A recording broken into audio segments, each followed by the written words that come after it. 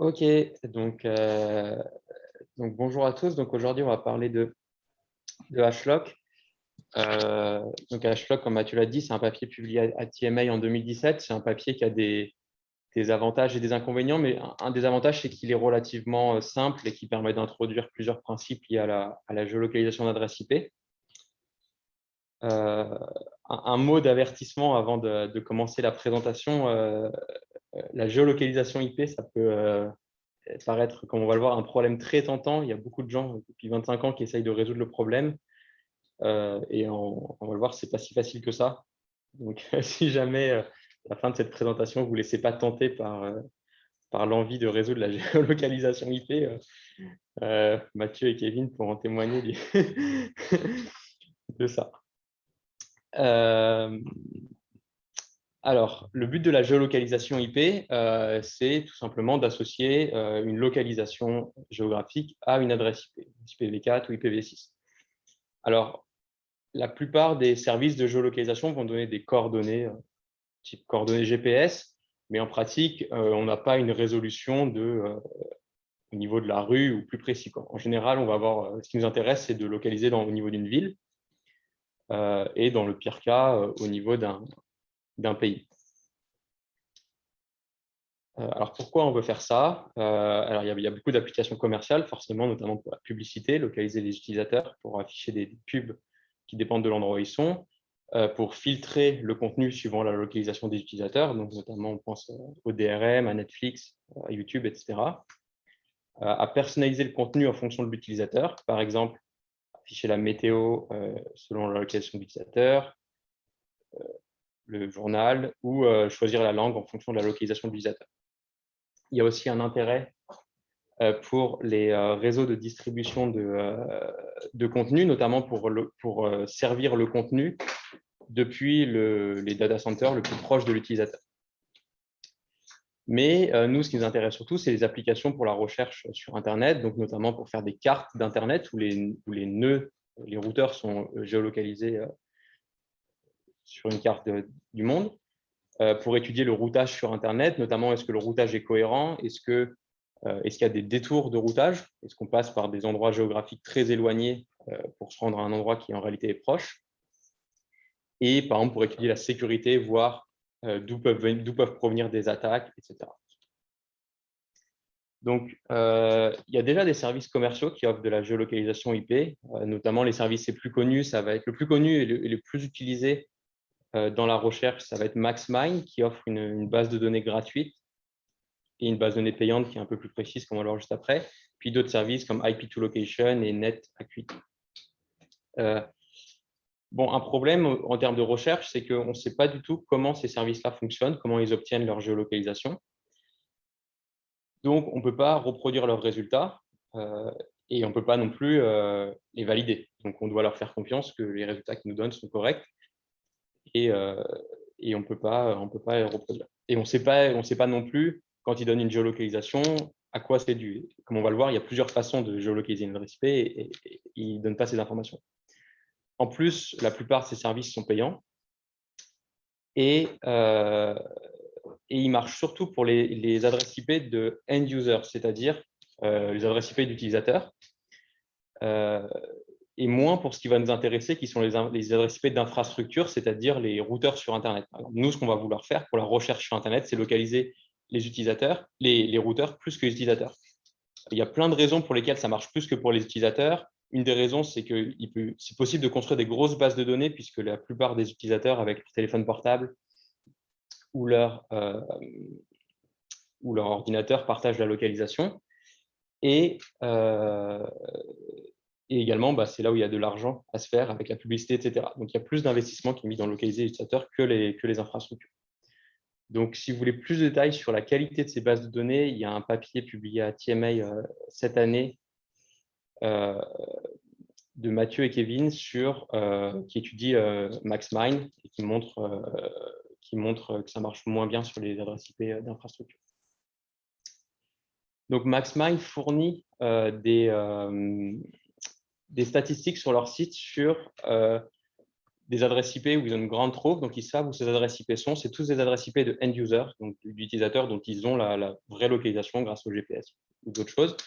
Et suivant le service, donc ils ont un service gratuit, GeoLite 2, puis ils ont des services payants, GeoIP, City et Precision, et ils donnent la précision. Donc correctly resolved, c'est qu'ils ont correctement donné, ils ont donné la bonne ville. Incorrect, ils ont donné la mauvaise ville, et unresolved, ils ne savent pas où cette adresse IP est. Donc, ils ont à peu près la moitié des adresses IP qui sont bien localisées, l'autre moitié qui sont mal localisées, dans un rayon de 10 km. Mais ça, déjà, c'est les statistiques qu'ils donnent eux, donc encore une fois, on ne peut pas les reproduire. Et en plus, c'est sur des adresses IP de end-user.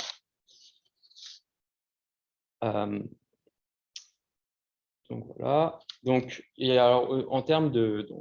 Donc, les services commerciaux, ça ne va pas nous intéresser, mais il y a plusieurs techniques basées sur de la mesure qui permettent de localiser les adresses IP. Donc, la technique la plus simple, c'est ce qui s'appelle du nearest neighbor ou du shortest ping. C'est on a plusieurs points de mesure dont on connaît la localisation. On mesure la latence depuis ces points de mesure vers la destination et on prend le plus proche. Donc, par exemple, on peut avoir un point de mesure à Paris, à Marseille, à New York. On a une localisation, par exemple, je ne sais pas, qui est quelque part aux États-Unis. On va mesurer la latence depuis ces 3 points de mesure. Et en toute logique, la latence la plus faible, ce sera depuis le point de mesure à New York. Et on va dire que cette adresse IP, elle est à New York, ou du moins, elle est proche de New York. Donc déjà, première limitation, il faut beaucoup de points de mesure pour que ça marche. C'est sensible aux variations du délai. Et ça suppose que quand on mesure le délai, le chemin qui est pris par les paquets, c'est le chemin le plus court géographiquement, mais qui ne fait pas un détour et qui ne passe pas par d'autres pays, etc. Il y a une variante un peu plus évoluée qui s'appelle GeoPing, mais je ne vais pas rentrer dans les détails, et ça a les mêmes problèmes. Une autre technique, c'est donc la triangulation. Donc, on fait depuis plein de points de mesure, donc on connaît la localisation, on fait des mesures de délai vers l'adresse IP qu'on veut localiser, on met le délai aller-retour, on trace des cercles, et on regarde l'intersection des cercles s'il y en a une. Problème, c'est pareil que les mesures de délai, c'est assez bruité. Donc finalement, c'est possible qu'on n'ait pas d'intersection ou qu'il y ait plusieurs solutions possibles, alors que l'intersection sera beaucoup trop grande des cercles. Donc ça marche mieux qu'une méthode de shortest ping, mais c'est pas non plus, ça a des limites. Et puis on peut améliorer ces techniques en rajoutant des informations de topologie. Donc notamment, donc l'article est un peu de référence sur la triangulation. Un des premiers à le faire, c'est l'article qui s'appelle CBG, Constraint Based Geolocation.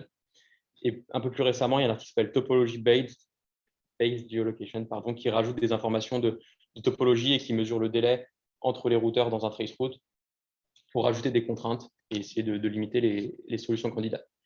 Dans tous les cas, ces méthodes basées sur les mesures, elles demandent d'avoir des points de mesure un peu partout dans le monde. Il y a un coût de mesure. Si on veut localiser des millions d'adresses IP, on va faire des millions de mesures. Et puis, tous les réseaux n'autorisent pas les paquets de mesure. Donc, potentiellement, pour les réseaux qui filtrent les paquets de mesure, on n'aura pas d'informations. Une deuxième catégorie de techniques, c'est les techniques basées sur des données. Alors là, il y a toute une classe de techniques qui dépendent des données auxquelles on a accès. Il y a des données qui sont plus ou moins privées. Par exemple, il y a des techniques basées sur le graphe social d'un utilisateur. Alors ça, c'est plus pour la localisation d'utilisateur final que de routeur. Mais par exemple, on a un utilisateur, on connaît la localisation de ses amis. Et on peut le localiser basé sur la localisation de ses amis. Si on connaît ses amis sur un réseau social, par exemple. Bon, ça, c'est un peu une niche, et puis ça nous concerne pas, puisque ça ne localise pas l'infrastructure.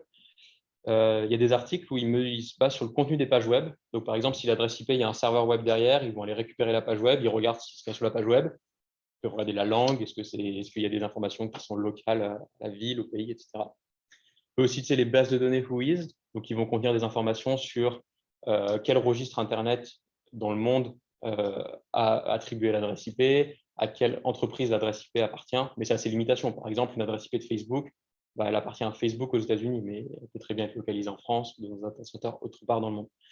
C'est un peu, ça a ses limites. Et ce qui va surtout nous intéresser, et qui a eu pas mal de succès dans la littérature, c'est ce qu'on appelle les enregistrements DNS inverses. Donc, les enregistrements DNS inverses, c'est quand on a une adresse IP. Donc, par exemple, ici, je prends l'adresse IP d'un serveur DNS de Google qui est 8.8.4.4. C'est standardisé, ce qu'on appelle des enregistrements inverses. Donc, en fait, on prend l'adresse IP, on l'inverse. Donc, ici, on prend 4.4.8.8. On rajoute le nom de domaine inaddr.arpa. qui est défini dans une RFC, tout ça. Et en gros, si on récupère l'enregistrement DNS pointeur associé à cette adresse IP, parfois, on obtient un nom de DNS. Donc ici, on voit, si on fait une requête DNS sur ce nom de domaine, que l'adresse IP associée à 8.8.4.4, c'est dns.google. Ça, c'est assez intéressant, puisque, alors là, il n'y a pas d'information de géolocalisation. C'est juste que l'adresse IP, elle appartient à Google. Par contre, comme on peut le voir, dans d'autres cas, il y a des informations de géolocalisation. Donc là, j'ai pris plusieurs adresses IP, j'ai regardé les enregistrements DNS inverses, et dans les noms de DNS, dans les noms de domaine associés aux enregistrements inverses, on voit ce qui nous semble être des informations de localisation. Parfois, c'est évident. Par exemple, dans le premier cas, qui est une adresse de Cogent, donc un transit provider sur Internet, fournisseur de transit, on voit quand on a écrit par. Donc, on peut se dire, bon, peut-être que cette adresse IP, elle est à Paris. Ensuite, sur la deuxième, on voit Rennes. Bon, là, c'est une adresse de Rennes-à-Terre, donc ça paraît assez évident à un être humain que cette adresse IP est localisée à Rennes. Là, on reconnaît un peu Irvine, Californie, et puis là, Salt Lake City, c'est pareil, c'est assez évident. C'est assez facile de récupérer les noms de domaine inverses. Il suffit de prendre toutes les adresses IP possibles, donc il y en a 4 milliards, de les inverser et de faire la requête DNS. Mais en pratique, il n'y a pas besoin de le faire. Il y a déjà des jeux de données, notamment Rapid7, qui publie assez régulièrement, toutes les semaines, un jeu de données avec tous les enregistrements DNS. Il y a à peu près 40% des adresses IP sur Internet qui ont un enregistrement DNS inverse, mais pas toutes ont des informations de géolocalisation. Par exemple, ici, on a dns.google, pas d'informations de géolocalisation. Mais ici, en l'occurrence, on en a. Alors, dans la suite, on va appeler ces informations de géolocalisation qu'on a dans les noms de domaine, quand on en a des geolocation hints. Et il y a plusieurs sources qui sont communément utilisées dans les noms de domaine. Donc, les codes d'aéroport, alors je ne sais plus les abréviations de l'IATA et du ICAO, sont souvent utilisés. Donc, par exemple, si une adresse IP à Paris, par exemple, va souvent avoir le code CDG ou LFPG, qui sont les codes d'aéroport correspondant à Paris-Charles de Gaulle. Ça ne veut pas dire que l'adresse IP est à l'aéroport. Globalement, c'est qu'elle est dans la zone autour. Il y a des codes qui étaient utilisés par AT&T aux États-Unis pour localiser des adresses IP ou des commutateurs dans leur point d'échange, qui s'appellent les Common Language Location Identifiers. Donc, qui sont de la forme, par exemple, ici pour Houston, Texas, on va avoir quelque chose comme HSTN-TX, plus des informations très précises sur la localisation de l'équipement dans un rack, etc. Mais en pratique, ces informations, elles ne sont pas utilisées dans le reverse DNS. Donc, on va plutôt avoir quelque chose juste HSTN-TX. On a aussi une autre catégorie de code qui est définie par les Nations Unies, ou par exemple pour Berlin, en Allemagne, on va avoir DE pour Allemagne, BER pour Berlin. Et puis sinon, on va juste avoir directement le nom de la ville ou une abréviation de la ville, des noms partiels. Okay. Donc ça paraît, là, ça paraît tentant. On se dit, il y a des informations de localisation, parfois. À l'œil nu, on peut à peu près se dire, c'est dans telle ville. Le problème, c'est que c'est assez ambigu. Finalement, si on regarde cette adresse, on a CCR, qui est finalement le code d'un aéroport aux États-Unis, en Californie. Paris, ça peut être Paris en France, mais ça peut être Paris, plein de villes qui s'appellent Paris dans le monde. Et Atlas, ça correspond à une ville en Espagne aussi. Donc, c'est pas naïvement, finalement, c'est pas si simple. La bonne réponse, c'était là. Alors, en l'occurrence, ici, sur Cogent, alors, effectivement, un être humain, il regarderait, on prend tout ce qui vient de Cogent et on va voir que le seul truc qui change, c'est celui du milieu, il va y avoir par, SFO, des choses comme ça. Et puis, il y en a qui vont mixer. Alors, je crois que c'est Cogent, par exemple, ils vont mixer des noms d'aéroports avec des noms qui ne sont pas des noms d'aéroports comme Paris. Alors, il me semble que c'est une autre classe de code de localisation. C'est des noms qui sont plus ou moins standardisés aussi, mais qui regroupent un ensemble d'aéroports. Par exemple, si tu vas sur Kayak pour réserver un avion, tu tapes par, ça va être par tous les aéroports à Paris. La SNCF aussi, ils font ça. Donc, mais bon, le problème, c'est que plus on prend de données, plus ça matche tout et n'importe quoi dans les noms DNS.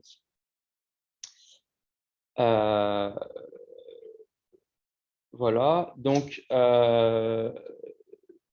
il y a des techniques qui vont… il y a plusieurs articles qui ont été publiés sur utiliser, et j'y reviendrai un peu là-dessus, notamment un article qui s'appelle Drop et un article qui s'appelle juste Reverse Location Based on Reverse DNS, publié très récemment par Microsoft.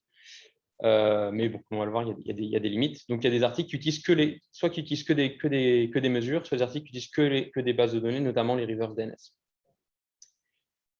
Et le problème d'utiliser que les reverse DNS, c'est qu'il y a des ambiguïtés. Et la question, c'est comment les résoudre. Donc, ce qui est proposé dans l'article HLOC, ça va être de résoudre ces ambiguïtés en faisant des mesures. Donc, il y a une première étape un peu de pré-processing, c'est qu'ils vont prendre toutes les sources de données ici. Donc, ça, c'est toutes les sources de données qu'ils utilisent dans HLOC. Donc, pour les noms de villes, il y a une base de données qui s'appelle GeoNames. C'est le nom de quasiment toutes les villes dans le monde. Et alors, pour les noms de villes, il n'y a pas forcément besoin de beaucoup de pré-processing. Ou alors, ils vont générer des alternatives, par exemple, en enlevant des lettres ou en prenant le nom en allemand et le nom en français d'une ville, etc. Pour les noms d'aéroports, ce qu'ils vont faire, ils vont dire CDG, je vais le matcher à la plus grande ville dans un rayon de 100 km. Puisque probablement que ça correspond à Paris. Donc, c'est un peu une limitation de leur technique, c'est un peu grossier ce qu'ils font, mais pour tout ce qui ne correspond pas directement à une ville, comme les codes d'aéroport, ils disent je prends un rayon de 100 km, j'agrège tout et je prends la plus grande ville dans ce rayon de 100 km et je vais dire que ça correspond à cette ville-là. Ensuite, ils extraient, donc j'en parle après, mais ils ont un jeu de données où ils ont des adresses IP de routeurs et les noms DNS qui correspondent. Ils extraient tous les hints qui se trouvent dedans. Et ensuite, ils vont chercher à vérifier les hints avec des mesures de délai, comme je vais expliquer juste après. Alors, juste avant, un premier problème qu'il y a, c'est que si on prend toutes ces sources de hints et qu'on les match au nom de domaine, on va avoir beaucoup trop de matchs par nom de domaine. Ça va matcher trop de choses. Et il y aura, même après des vérifications par le délai, il y aura trop d'ambiguïté ou ce sera trop coûteux à vérifier. On va faire trop de mesures. Donc bon, c'est un peu trivial, mais ils font plusieurs choses assez simples. Finalement, ils vont enlever les mots du dictionnaire communs qui ne correspondent pas à des villes, clairement. Donc, Internet, Linux, statique, CPTEL, etc. Clairement, ce n'est pas des localisations. Il y a des codes qui sont ambigus. Par exemple, LIN, c'est à la fois un code d'aéroport pour Milan, mais ça pourrait matcher d'autres villes ou des noms d'État. Ils vont les ignorer. Ils vont ignorer aussi tout ce qui est le top level domain, donc .com, .fr, etc. Et aussi le nom de domaine juste en dessous, puisque souvent ça correspond au nom de l'entreprise ou au nom de l'opérateur, donc ça ne contient pas des informations de géolocalisation, puisque encore une fois, un adresse IP de Cogent, c'est une entreprise américaine, ça ne veut pas dire que ces adresses IP sont aux États-Unis.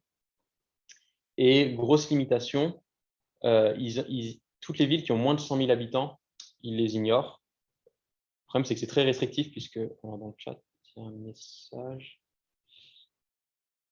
Ah oui, pardon, merci Kevin. Effectivement, c'est des villes, ils n'enlèvent pas les villes qui ont plus de 100 000 habitants, ils enlèvent les villes qui ont moins de 100 000 habitants. Ce qui fait qu'il reste que 300 villes, notamment aux États-Unis, qui ont plus de 100 000 habitants. Donc finalement, ils enlèvent beaucoup de villes en faisant ça pour limiter le nombre de matchs possibles.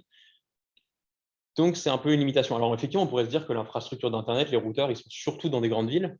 Donc en pratique, c'est peut-être pas une trop mauvaise approximation, mais ça reste quand même une limite.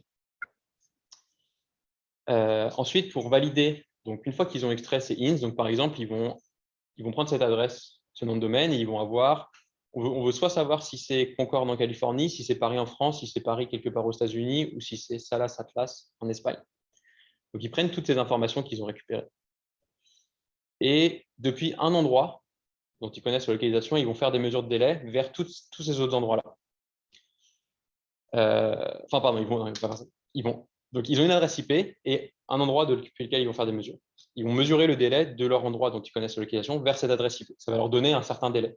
Par exemple, disons 1 milliseconde.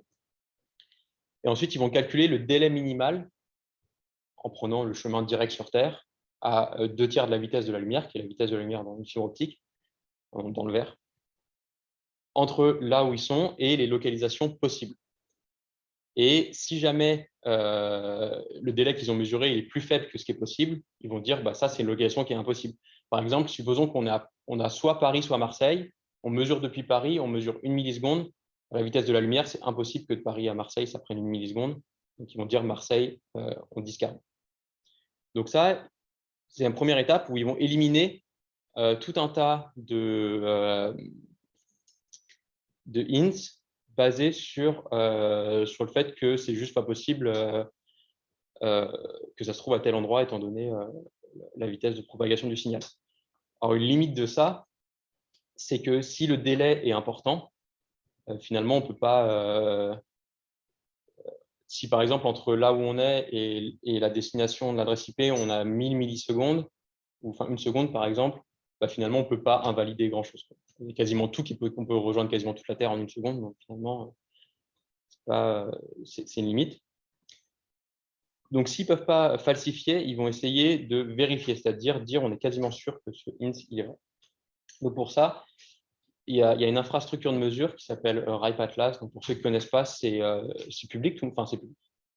Tout le monde peut utiliser ces sondes de mesure. Il y en a des dizaines de milliers qui sont à peu près partout dans le monde. Et c'est globalement assez facile de trouver une sonde qui est proche géographiquement d'un endroit quelconque sur Terre. Alors, surtout en Europe et aux États-Unis, mais globalement, ça marche assez bien. Donc, ils vont prendre une sonde RIPE Atlas qui est assez proche du int. Donc, par exemple, si le int, là, encore une fois, ils vont prendre une sonde, c'est trouver une sonde proche de Concorde en Californie, une sonde proche de Paris, une sonde proche de Salas Atlas en Espagne. Et ils vont faire des mesures de délai depuis cette sonde toujours vers la destination. Et en gros, là, ils se donnent une borne très faible. Ils disent, si la latence elle est plus petite que la latence nécessaire à faire un aller-retour, plus on se donne ça s'appelle un buffer, c'est-à-dire lié à l'overhead de mesure, puisque la sonde elle peut être surchargée, etc. C'est un peu empirique, mais ils donnent 9 millisecondes dans l'article.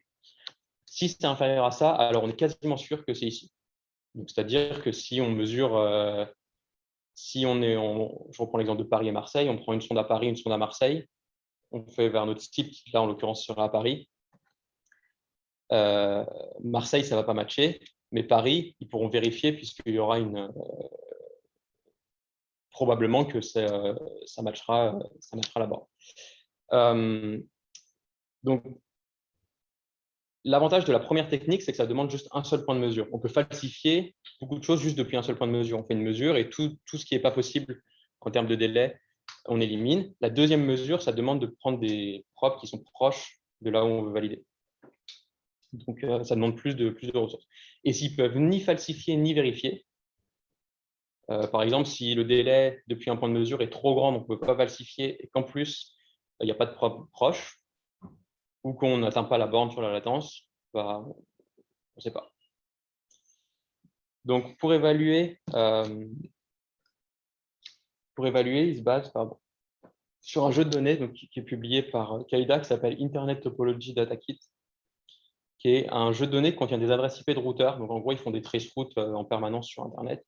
Ils extraient les adresses IP qui correspondent à des routeurs.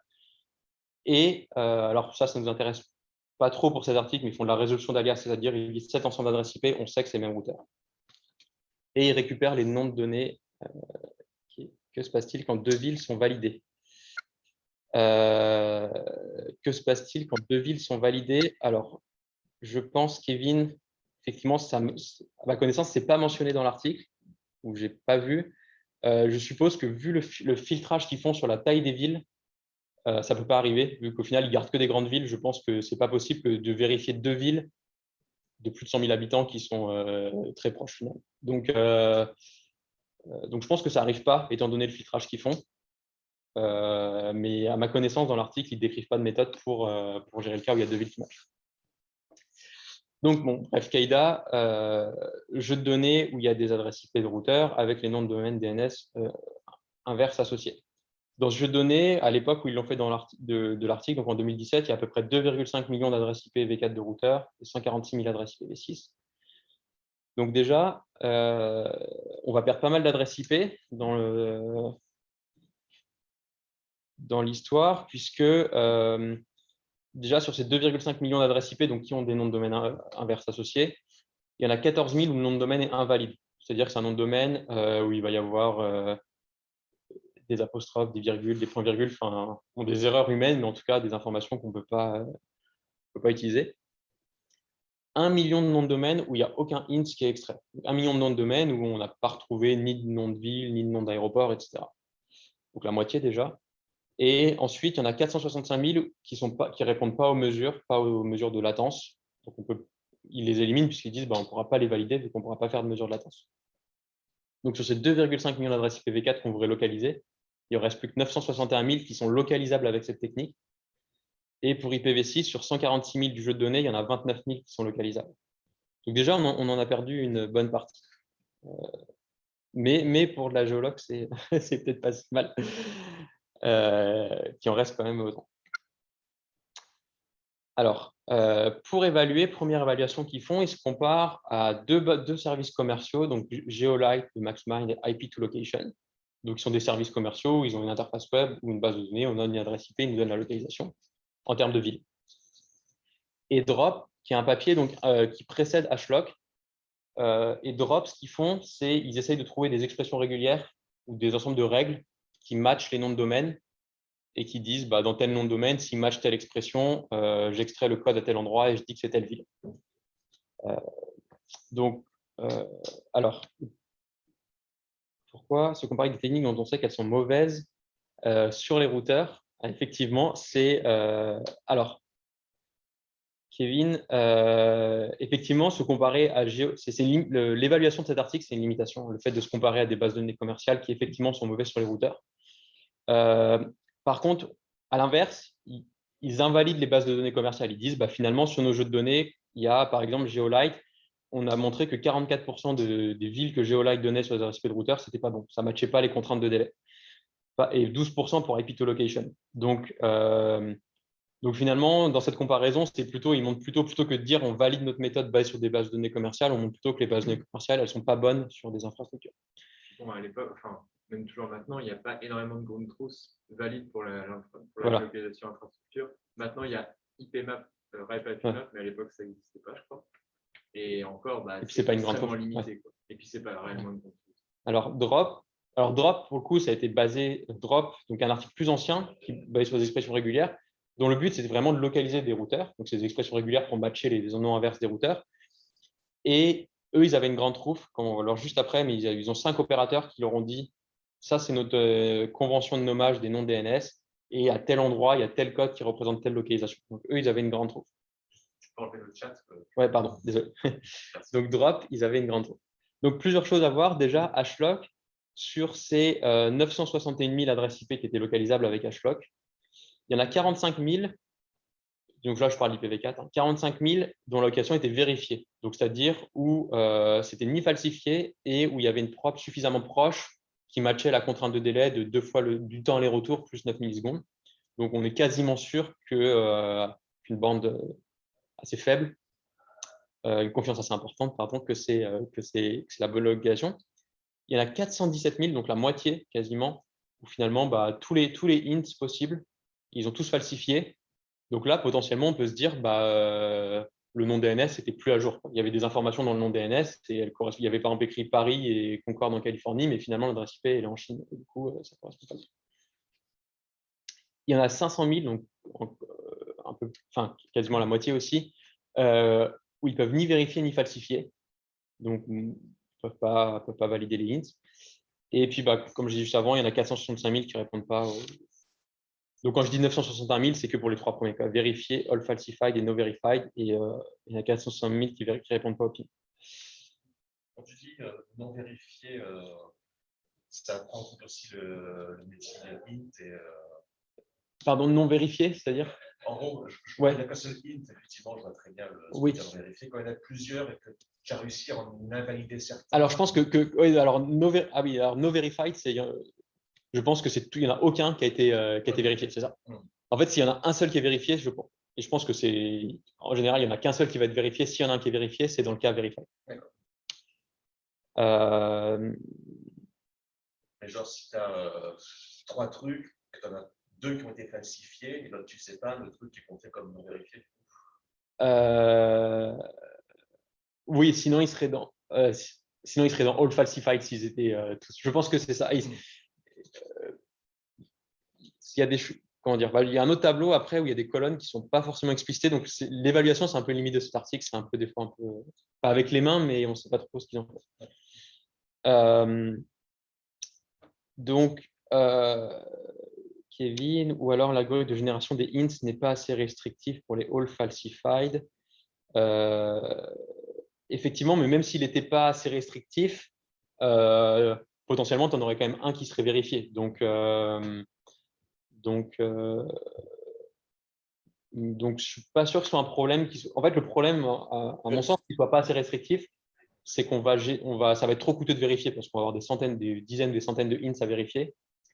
En fait, ce que je veux dire, c'est que potentiellement, potentiellement, les hints qui ont été inférés par l'algorithme, ce pas des hints de géolocalisation, en fait.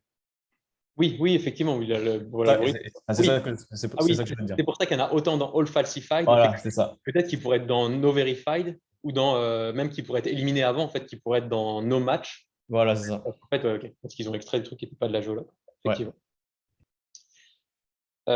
Donc ensuite, en termes de comparaison, et donc pour IPv6, il y avait 29 000 adresses IP localisables, 17 000 où ils sont no verified et 5 000 où ils sont vérifiés.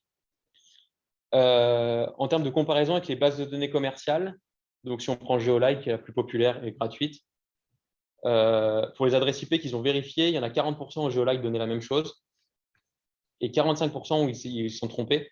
Ce qui est intéressant, c'est que ça match à peu près le taux d'erreur que MaxMind donne pour les adresses IP de end users. C'est peut-être une coïncidence, vu que c'est 50-50, c'est peut-être pas du hasard, mais et 15% où ils ne peuvent pas dire s'ils sont trompés.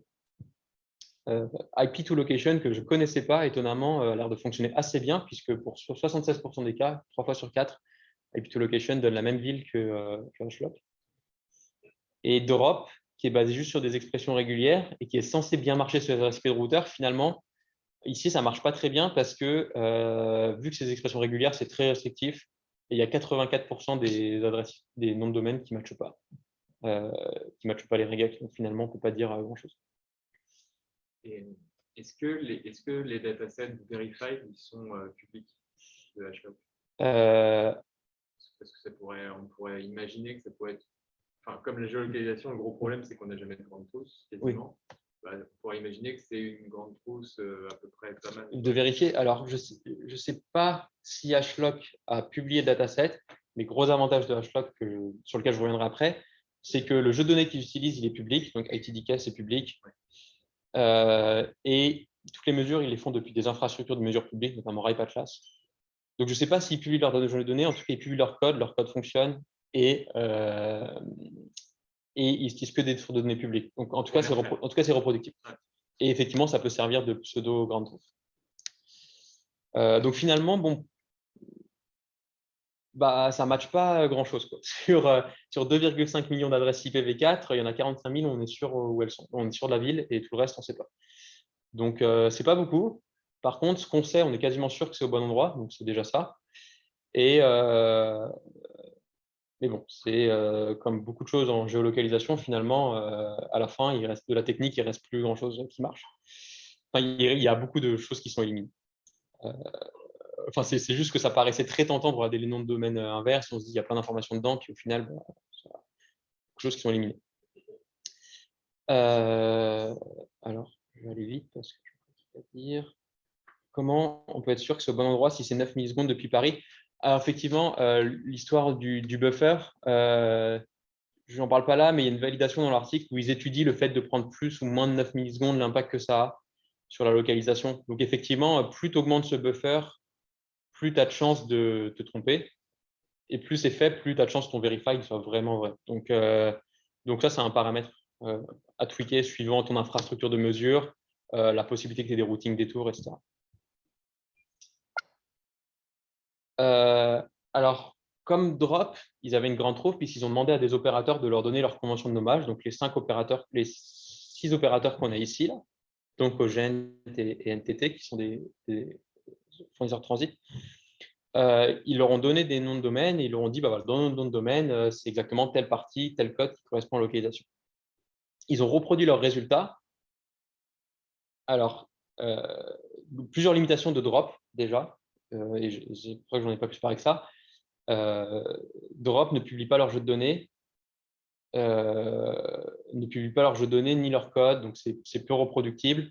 Donc là, ils ont reproduit Drop en réutilisant les regex, les expressions régulières que Drop avait publiées. C'est tout ce qu'ils avaient publié finalement. Et ils ont reproduit sur le jeu de données ITDK de 2014, en 2016 au moment où l'article a été écrit. Et ils ont utilisé HLOC. Alors, moi ici, ce qui est assez intéressant de voir, c'est que déjà HLOC match beaucoup plus de noms de domaine, quasiment 100% des noms de domaine, quand je dis match, c'est qu'il y a au moins un int, vérifié ou pas, qui a été extrait. Donc, une information de localisation qui a été extraite. Alors que drop, finalement, en match beaucoup moins. Mais c'est lié au fait que hashlock est beaucoup plus permissif, que ce n'est pas des expressions régulières, notamment pour matcher les noms de villes. Ils font un peu une recherche où ils essayent plein de combinaisons possibles des noms de villes, etc. Donc, bon, ça va matcher beaucoup plus, mais comme Kevin l'a dit, finalement, c'est pas parce qu'on matche un nom de domaine qu'on va le localiser. Alors, la colonne vrai positif, je n'ai pas compris ce que c'était parce qu'ils ne disent pas dans l'article ce que c'est. Et vrai positif par rapport à quoi, je ne sais pas. En tout cas, vérifier, ça c'est comme tout à l'heure, vérifier et falsifier. Et ce qui est intéressant, c'est qu'ils ils en falsifient beaucoup. Ils en falsifient beaucoup de drops. Et ils en falsifient beaucoup de drops. Et ici, finalement, quelque chose à retenir, c'est que se baser juste sur les noms DNS, sans faire de mesure, drop, c'est que des expressions régulières, ils ne font pas de mesure. Il y a le risque que des noms de domaine soient plus à jour, soient incorrects, parce qu'un routeur peut avoir été déplacé et puis garder la même adresse IP, et puis le nom de domaine associé n'a pas changé. Donc, il y a tout intérêt à faire des mesures pour vérifier ce qu'il y a dans les noms de domaine. Alors ça, c'est plus à titre informatif, mais dans toutes les sources de hints de localisation qu'ils extraient des noms de domaine, donc les codes d'aéroport, les codes de Nations Unies, GeoNames, les noms de villes, et puis les codes de AT&T, la majorité des codes qui sont présents dans les noms de domaine, c'est les codes d'aéroport qui représentent. Alors, ça ne représente pas beaucoup vu qu'il y a peu en termes de ce qui a été vérifié, parce qu'il y a peu de choses, mais de tout ce qui a été vérifié, ça représente une grosse partie de ce qui a été vérifié. Les noms de villes qui sont présents comme ça et les codes AT&T. Donc, ce qu'il faut retenir, c'est que quand il y a des informations quand il y a des noms de domaine inverses associés à une adresse IP, donc ça, c'est à peu près 40% des adresses IP sur Internet, et qu'il y a des informations de géolocalisation. Alors ça, je n'ai pas le pourcentage. Juste pour les routeurs, donc sur des mesures qu'on a fait nous, où on détecte une grosse partie des routeurs sur Internet, 60% des interfaces qu'on détecte de routeurs ont des noms DNS inverses. Maintenant, je ne sais pas combien de pourcentage de celles-là ont des informations de localisation. Parce que ça peut être des choses random, il y a souvent des adresses IP qui sont encodées dans le nom DNS, donc ça ne nous intéresse pas, etc. Mais quand les informations sont là, ça peut être intéressant. Et puis, les informations peuvent être finalement fausses ou plus à jour. Donc, dans ce cas-là, il faut les vérifier avec des mesures de latence. Alors, les avantages de hashlock. Donc, finalement, bon, je vais parler des inconvénients après, mais avantage de hashlock, c'est que déjà, c'est un article qui fournit son code. Le code fonctionne, parce que juste après, je vais parler d'un autre article qui, soi-disant, fonctionne très bien, mais qui publie du code, mais qui ne marche pas. Donc, ce n'est pas le tout de publier du code, mais publier du code qui marche, s'il vous plaît. Et ici, des jeux de données publiques et des plateformes de mesure publiques. Donc, globalement, c'est assez facile à reproduire, c'est assez facile à utiliser, même si, bon, ils ne vont pas matcher grand-chose. Sur 2,5 millions de RSPV de routeurs, ils en matchent 45 000. Mais au moins, on peut s'en servir. Et ces 45 000, on est à peu près sûr de la localisation. En termes de limitation, alors la première, c'est les adresses IP Anycast. Une adresse IP Anycast, c'est une adresse IP qui peut être à plusieurs endroits sur Internet. Donc, par exemple, typiquement, ce que je montrais tout à l'heure, une adresse IP d'un serveur DNS de Google, 8.4.4, 8.8.8.8, etc. C'est une adresse IP. Si on est en France, elle va correspondre à un serveur en France, mais si on est aux États-Unis, elle va correspondre à un serveur aux États-Unis, etc. Donc, suivant là où on est, l'adresse IP ne redirige pas vers le même serveur ou vers le même routeur. Donc, ça peut être un problème. En pratique et à ma connaissance, les adresses IP Anycast, c'est utilisé pour des serveurs web, des serveurs DNS, etc. Ce n'est pas utilisé pour des adresses IP de routeurs. À vérifier, mais c'est peu probable. Donc, je ne pense pas que ce soit un gros problème. Il y a le coverage de reverse DNS. Donc, comme j'ai dit, il n'y a que 60% des routeurs qui ont à peu près qui ont un nom reverse DNS et une plus petite partie là-dedans qui ont des informations de géolocalisation. Il y a les détours de routage. Donc, c'est-à-dire, Kevin pourra en témoigner que parfois, on fait une mesure de Paris à Francfort et ça passe par Marseille.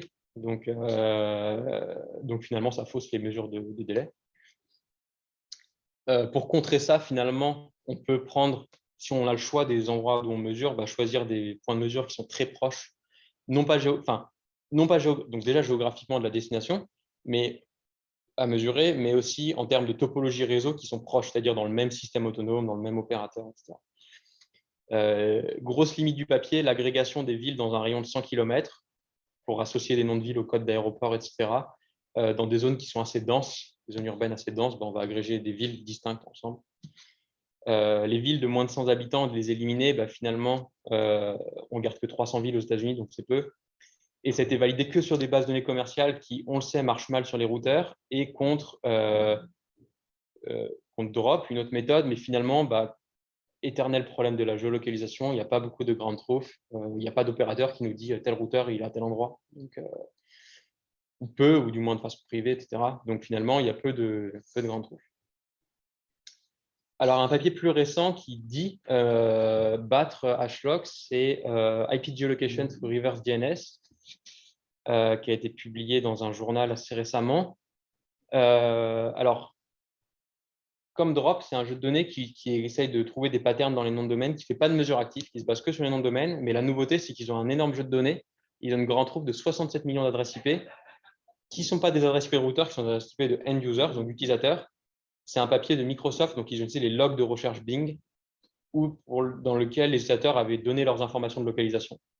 Donc, ils ont fait une recherche sur leur téléphone, il y avait l'information GPS dedans. Ils ont récupéré. Donc, forcément, ce jeu de données est privé, ils ne le publient pas, mais ils s'en sont servis pour étudier les noms de domaine inverses. Ils disent que ça marche mieux que Drop et mieux que HLOC, mais c'est difficile à reproduire parce que leur jeu de données est privé. Ils donnent le code, mais dans le code, ils ne disent pas vraiment comment le faire fonctionner. Il y a des références à leur jeu de données, on ne sait pas le format du jeu de données.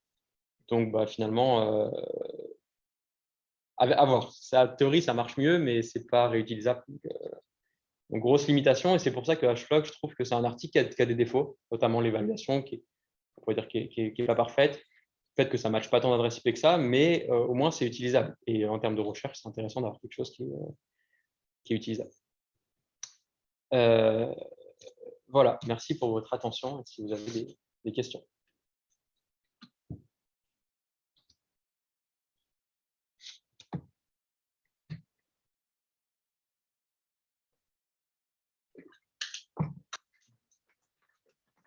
Kevin, pas de questions. Qu'est-ce que tu penses de HLOC? Je pense que si vous voulez travailler sur la géolocalisation, vous pouvez me contacter.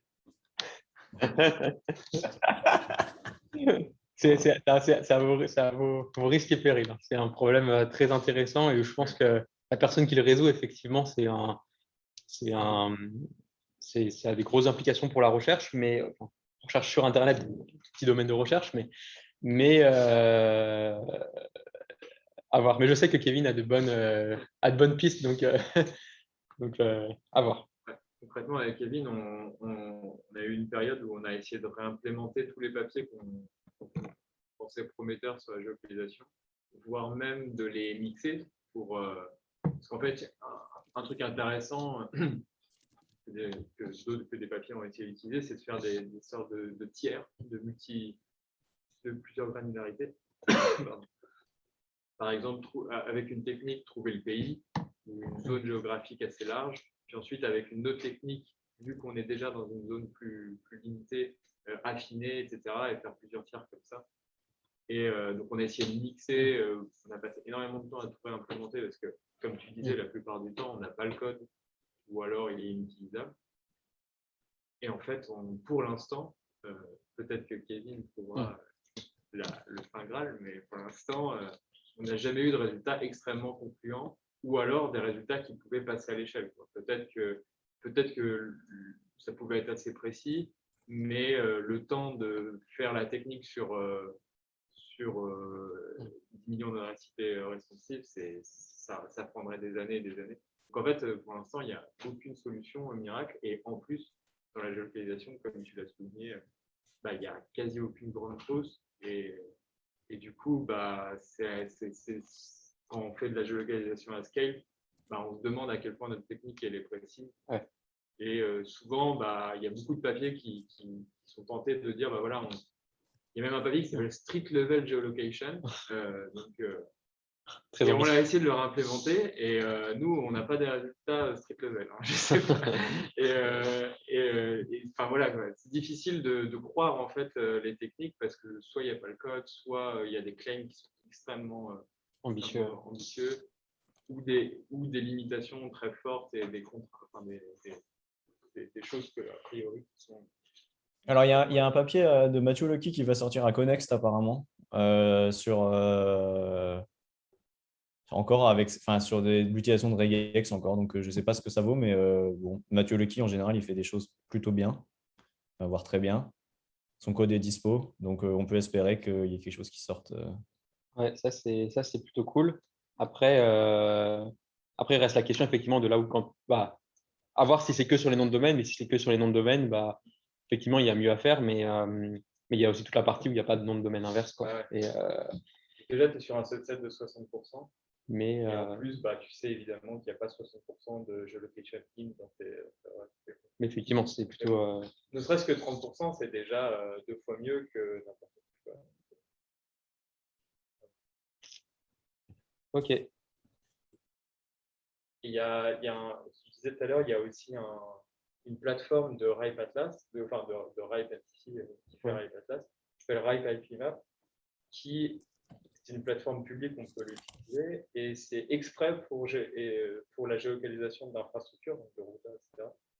Et eux, en fait, ils utilisent plusieurs techniques et en clair, ils essaient de trouver une réponse basée sur plusieurs techniques avec une espèce de notion de driver, je crois. Et je pense qu'à l'heure actuelle, c'est la base qui a, on va dire, la meilleure accuracy sur les adresses hyper-infrastructures. Par contre, il y en a très peu de géolocalisés. Je crois que ça correspond à… Kevin, tu disais ça il y a une semaine, ça correspond à peut-être 0,08. quelques pourcents. C'était hier, hein. C'était hier. Hein. Quelques pourcents du dataset, des datasets de type d'infrastructure qu'on a, donc c'est extrêmement peu, mais par contre, c'est plutôt précis. Ouais, alors juste pour finir, ajouter que c'est lié aussi au problème du coup de la résolution d'alias, c'est-à-dire que par exemple, quand on fait des mesures, on va détecter 2 millions ou plus de 2 millions d'adresses IP d'interfaces de routeurs. Mais en pratique, il suffirait de ne localiser qu'une seule adresse IP et de savoir qu'un ensemble d'adresses IP appartient au même routeur pour localiser le routeur. Donc aussi, c'est un autre problème qui est difficile de savoir si 2 adresses IP ou plus appartiennent au même équipement réseau. Donc ça va un peu de pair. Si le problème de relation d'alias est résolu, ça améliore aussi la géolocalisation. Voilà, ok. S'il n'y a pas d'autres questions, Mathieu, tu… Merci beaucoup. C'était super. Et donc voilà, donc la prochaine session d'Internet Measurement, c'est dans 3 semaines, comme toujours, c'est 3 semaines. Et puis la semaine prochaine, même heure, ce sera Network Theory. Donc voilà. En tout cas, merci à tous d'être passés. Et puis, n'hésitez pas, si vous avez des questions, à contacter soit Maxime, soit Kevin, soit moi. Si vous voulez travailler sur la géoloc, contactez Kevin et Mathieu. Ils seront ravis. Voilà. Bon, merci beaucoup. Et je vais suspendre l'enregistrement. Ok. Merci.